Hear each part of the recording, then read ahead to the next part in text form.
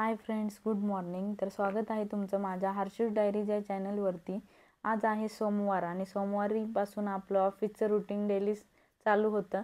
तर मी सकाळी लवकर उठले, घरातील सर्व कामं आवरली, डीकेला टिफिन बनवून दिला आणि आत्ता मी रेडी झाले ऑफिसला जाण्यासाठी.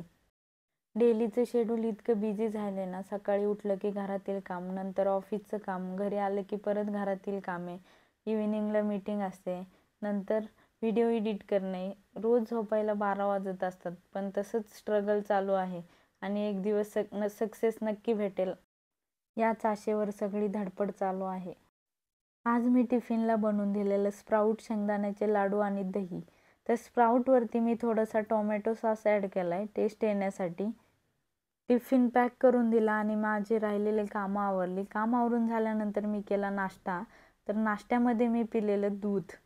आज होता सोमवार. सोमवार असल्यामुळे, उपवास असल्यामुळे मी दूधच पिलेलं. नंतर मी गेले ऑफिसला.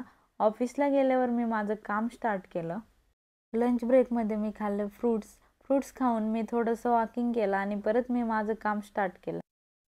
मी जॉब करत करत माझं एज्युकेशनही कंप्लीट करते आणि घरही सांभाळते.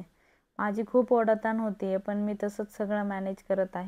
मी ऑफिसचं काम आवरल्यानंतर मी घरी आले. घरी येताना PMTमध्ये खूप जास्त गर्दी होती. उभं राहायलाही जागा नव्हती. रोज असंच गर्दीमधून ट्रॅव्हलिंग करावं लागतं. घरी आल्यावर मी केली शिवशंकरांची पूजा आणि नंतर मी घेतला स्वयंपाक बनवायला. तर स्वयंपाकामध्ये मी बनवलेला आज सोयाबीनचा पुलाव.